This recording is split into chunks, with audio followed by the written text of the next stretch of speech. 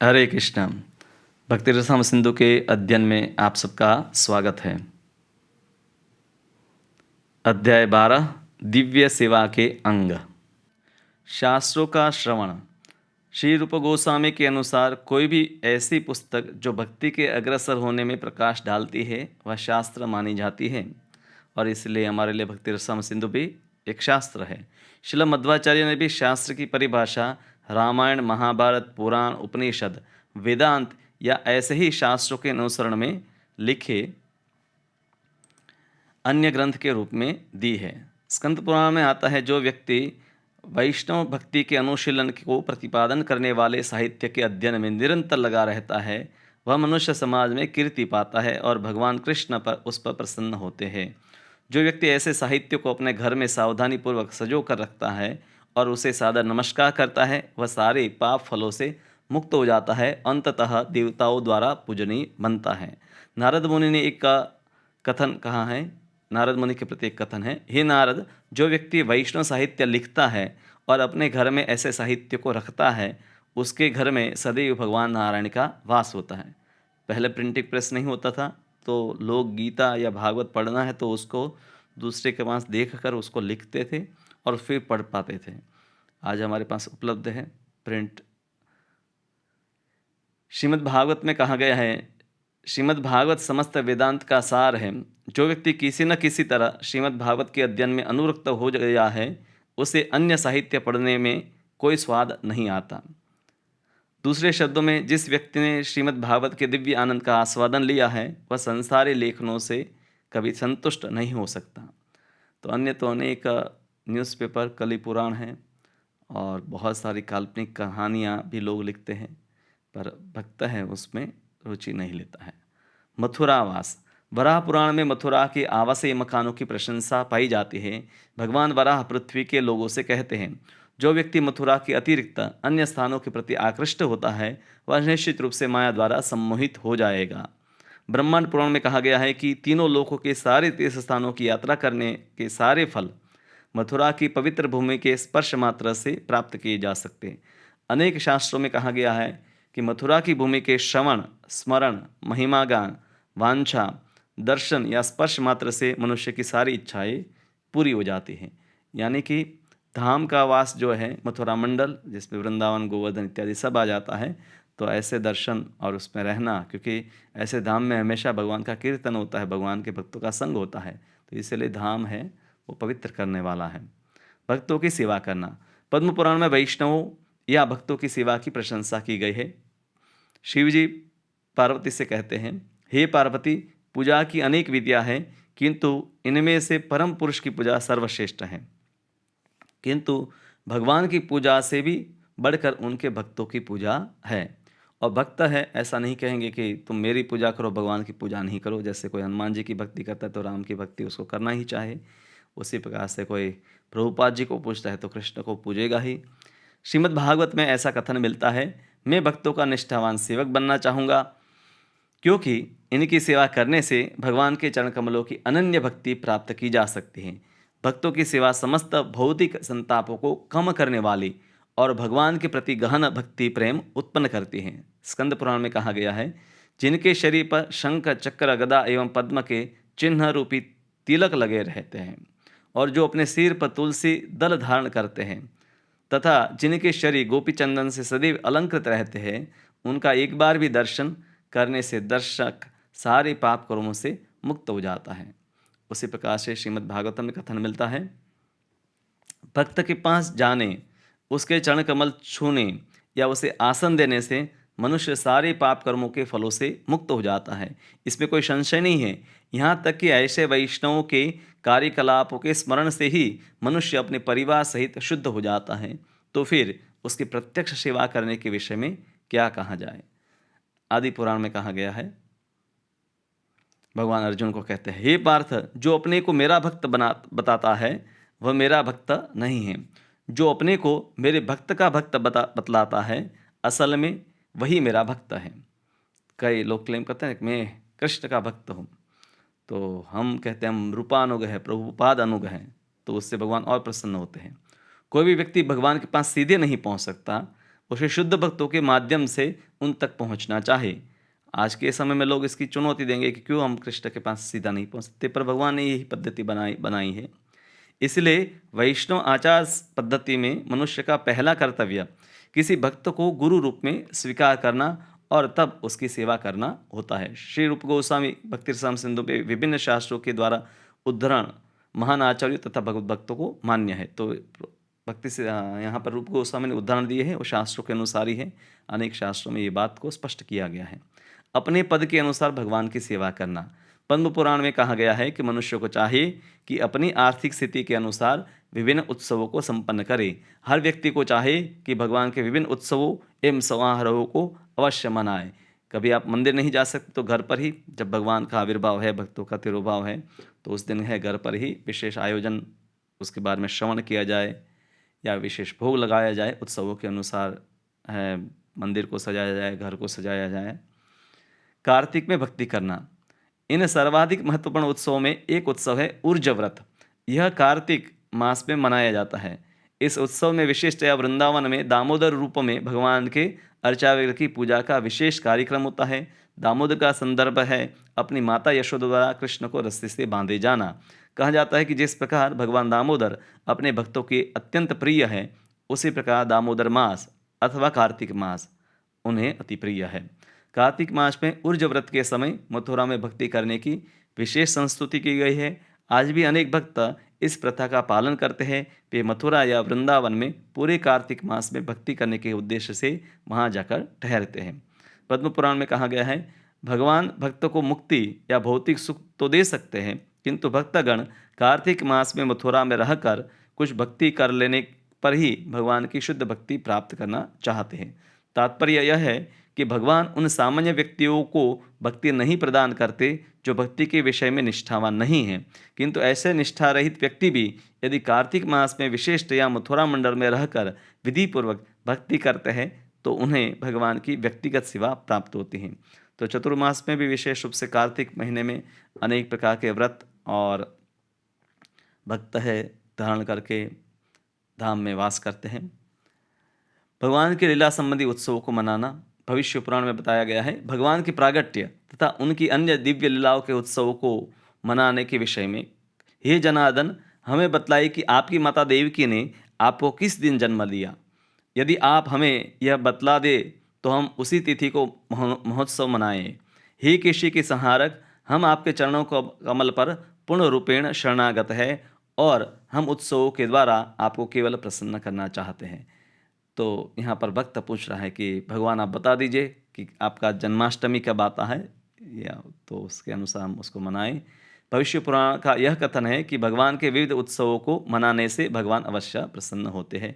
हम लोग भी अपने जन्मदिन को मनाने के लिए लोग लालायित कितने रहते हैं, और जिसका मनाया जाता है वो खुश होता है, तो भगवान अवश्य ही प्रसन्न होते हैं।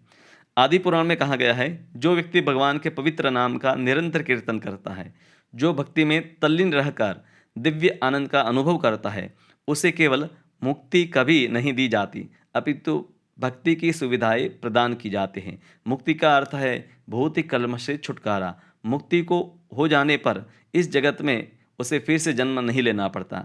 निरीश्वरवादी अपने अस्तित्व को समाप्त करने के लिए ब्रह्म में तल्लीन होना चाहते हैं, किंतु श्रीमद् भागवत के अनुसार मुक्ति अपनी सामान्य स्थिति को प्राप्त करने का शुभारंभ मात्र है।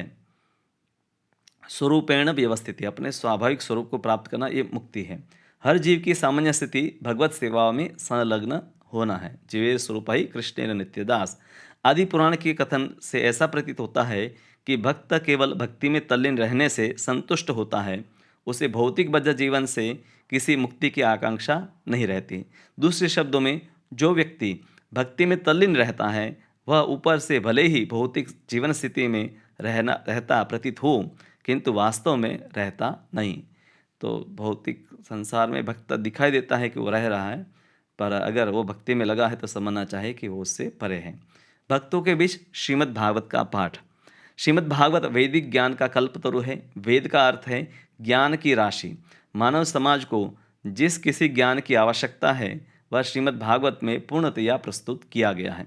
वैदिक ग्रंथों में ज्ञान की विविध शाखाएं हैं, जिनमें समाज, विज्ञान, राजनीति, औषधि, सैन्य कला, वेदों में इसका तथा ज्ञान के अन्य शाखाओं का सम्यक वर्णन मिलता है। इसलिए जहाँ तक आध्यात्मिक ज्ञान का संबंध है, उसका भी सम्यक वर्णन मिलता है।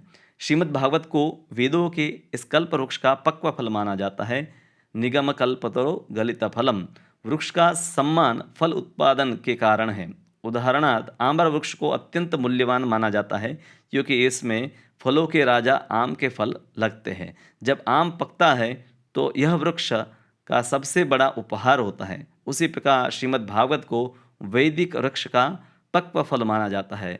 जिस तरह तोते की चोंच के प्रथम स्पर्श से पका हुआ फल अधिक सुस्वादु बन जाता है, उसी तरह श्रीमद् भागवत सुखदेव गोस्वामी के दिव्य मुख से निकलने के कारण अत्यंत आस्वाद्य बन गया है। सनातन गोस्वामी रूप गोस्वामी हैं।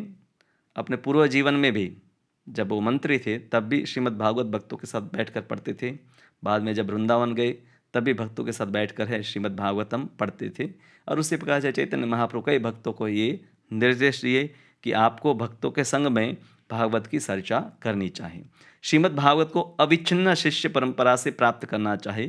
परंपरा से उसको सुनना है, ऐसा नहीं कि चलो भागवत सुनना है तो कोई व्यावसायिक कथाकार है उससे सुनने लगे। जब पके फल को वृक्ष के ऊपरी भाग से कई व्यक्ति ऊपर की शाखा से नीचे की शाखा पर हाथ में देकर भूमि पर लाते हैं तो नष्ट नहीं होता। इसी प्रकार जब श्रीमद् भागवत को परंपरा पद्धति से प्राप्त किया जाता है तो वह अविच्छिन्न बना रहेगा। कोई ऊपर वृक्ष में है फल, उसको नीचे फेंकेंगे तो फट जाएगा। तो इसीलिए अलग अलग डाली पर लोग बैठे रहेंगे और एक दूसरे को हाथ से नीचे तक पहुंचा सकते हैं। उसी प्रकार से परंपरा पद्धति काम करती है।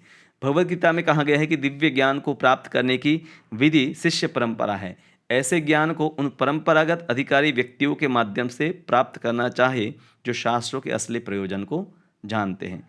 चैतन्य महाप्रभु ने संस्तुति की है, भागवत नामक स्वरूप सिद्ध व्यक्ति के मुख से ही श्रीमद् भागवत सीखनी चाहिए। भागवत दो है, एक पुस्तक और एक व्यक्ति।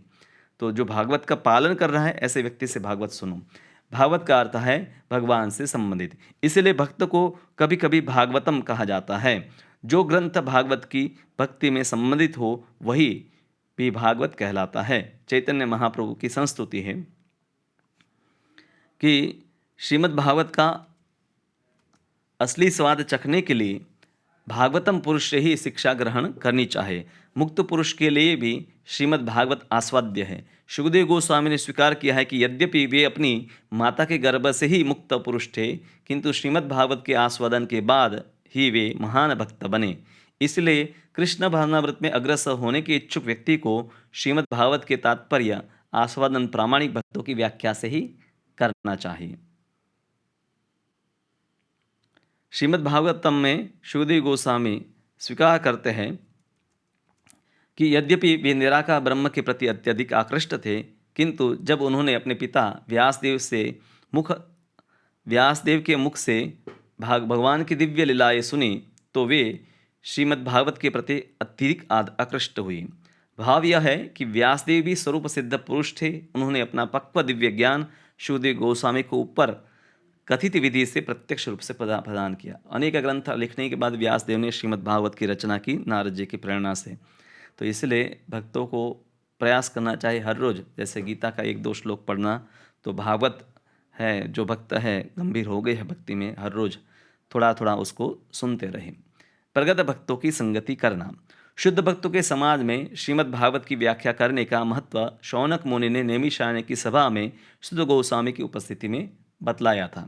शुद्ध गोस्वामी ने पुष्टि की थी कि यदि कोई क्षण भर के लिए भी भगवत भक्त की संगति करने का अवसर लाभ करता है तो वह विशेष क्षण इतना मूल्यवान होता है कि स्वर्ग तक पहुंचाने वाले या भवसागर से मोक्ष दिलाने वाले पुण्य कर्म उसकी तुलना नहीं कर सकते। लव मात्र सिद्धि साधु संग सर्व सिद्धि होय। दूसरे शब्दों में, जो लोग श्रीमद् भागवत के प्रति अनुरक्त हैं उन्हें स्वर्ग जाने से मिलने वाले किसी लाभ या निर्विशेषवादियों द्वारा वांछित मुक्ति की कोई परवाह नहीं रहती। फलतः शुद्ध भक्तों की संगति दिव्य रूप से इतनी मूल्यवान होती है कि कोई भी भौतिक सुख इसकी समता नहीं कर सकता। हरि भक्ति सुधोदय में प्रहलाद महाराज एवं उनके पिता हिरण्यकशिपु का एक वार्तालाप आता है, जिसमें हिरण्यकशिपु प्रहलाद को इस प्रकार संबोधित करते हैं, हे पुत्र, संगति बहुत महत्वपूर्ण होती है। यह उस मणि के समान है जो अपने समक्ष रखी किसी भी वस्तु को प्रतिबिंबित प्रदान करती है। इसी प्रकार यदि हम पुष्प जैसे भगवत भक्तों की संगति करते हैं और हमारे हृदय स्वच्छ है, तो यहाँ भी वैसे ही घटना घटेगी। इस प्रसंग में जो दूसरा उदाहरण दिया गया है, अब हिरण्यकशिपु तो ये विचार कर रहा था कि ये वैष्णव का संग करके बिगड़ गया है, पर वास्तव में वैष्णव का संग करना चाहे। इस प्रसंग में जो दूसरा उदाहरण प्राप्त होता है वह यह है कि यदि पुरुष वीर्यवान है और स्त्री रोगी नहीं है, तो उनके संभोग से गर्भधारण होगा।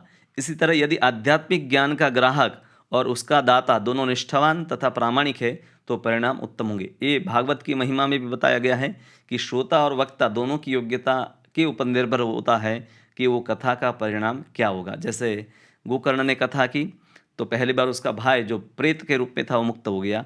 बाद में सभी लोगों ने ध्यानपूर्वक सुना तो सभी लोग उस गांव में सब लोग मुक्त हो गए। तो ये है कि श्रोता और वक्ता दोनों एक ही भाव वाले हैं तो कथा है वो सार्थक होती है। श्रोता अगर है भौतिकवादी है या वक्ता भौतिकवादी है तो स्थिति जो है अनुकूल नहीं रहती है, प्रतिकूल बन जाती है। भगवान का नाम का कीर्तन, संकीर्तन जिसको कहते हैं, हरे कृष्ण कृष्ण कृष्ण हरे हरे, हरे राम राम राम हरे हरे। संकीर्तन के महत्व पर अत्यंत बल दिया गया है। सुखदेव गोस्वामी महाराज परीक्षित को बतलाते हैं, हे राजन, यदि कोई व्यक्ति हरे कृष्ण महामंत्र संकीर्तन में पूर्ण तरह से अनुरक्त है तो यह समझना चाहिए कि उसने परम सिद्ध अवस्था प्राप्त कर ली है। इसका विशेष रूप से उल्लेख हुआ है कि अपने कर्मों के फल की इच्छा रखने वाले कर्मी पुरुष, परम पुरुष से तादात्म्य की इच्छा रखने वाले ज्ञानी तथा योग सिद्धियों की इच्छा रखने वाले योगी जन महामंत्र के संकीर्तन मात्र से समस्त सिद्धियों के फल प्राप्त कर सकते हैं। तो भक्तों के लिए तो कीर्तन है, पर अगर कर्मी या ज्ञानी या योगी वो भी सिद्धि चाहते हैं तो उनको कीर्तन का लाभ लेना चाहिए। सुखदेव गोस्वामी निर्णीतम शब्द का प्रयोग करते हैं, जिसका अर्थ है यह पहले ही निश्चित हो चुका है, यानी कि जितने भी साधु हैं उन्होंने निश्चित कर दिया है कि यही सार है। वे मुक्तात्मा थे, अतएव किसी ऐसी बात को स्वीकार नहीं कर सकते थे जो निर्णयात्मक न हो। सुखदेव गोस्वामी ने स्वीकार किया, यानी कि बाकी सब ज्ञानियों को भी स्वीकार करना चाहिए। सुखदेव गोस्वामी की जैसी ज्ञान की अवस्था पर और लोग नहीं होते हैं, तब उनके द्वारा जब स्वीकार किया गया तो बाकी सबको तो स्वीकार कर लेना चाहिए।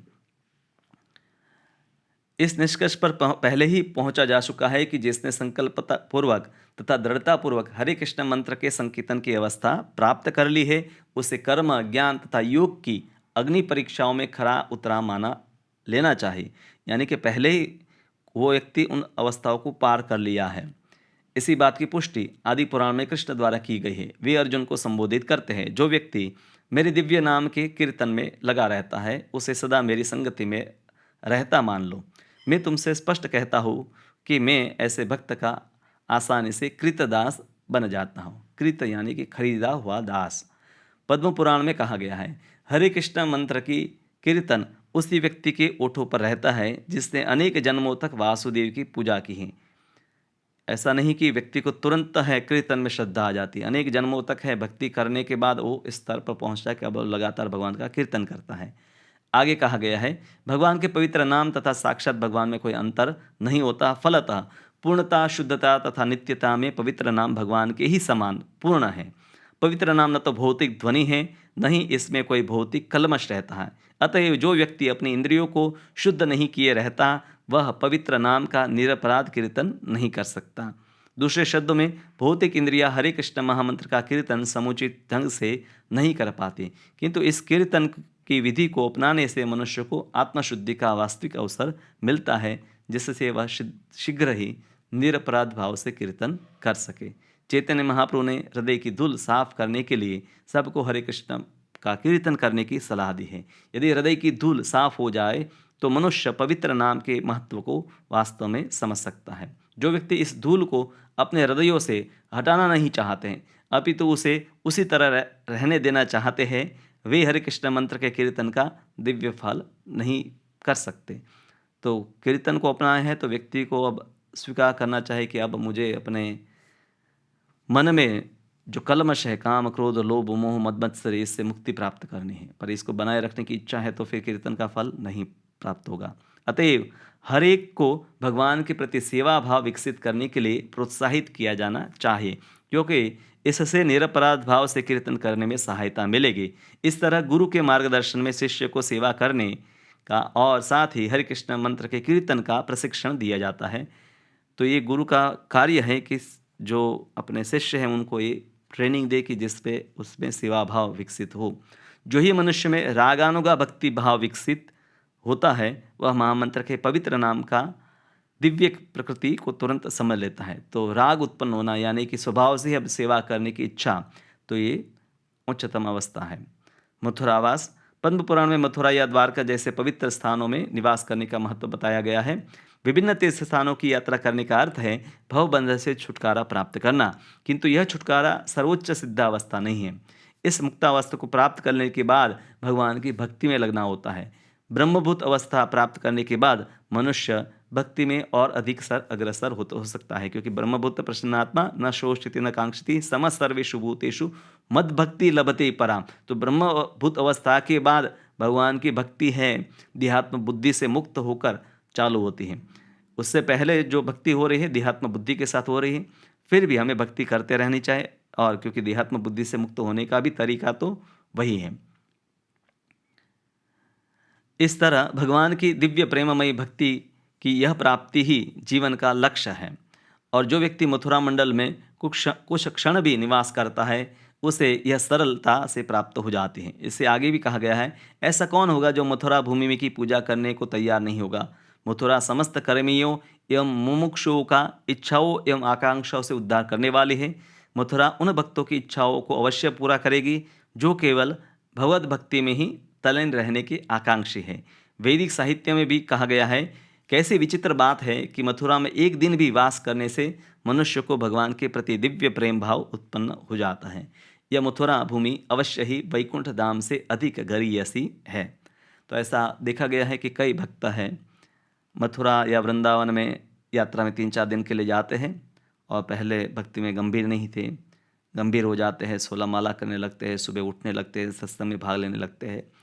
तो अगर वो बहुत सरलता से निर्दोष भाव से ऐसे यात्रा भक्तों के साथ करता है तो वहाँ पर ऐसे कई हम उदाहरण देखते हैं कि लोगों की भक्ति है जागृत होती है, उसमें वृद्धि होती है। हरे कृष्णा।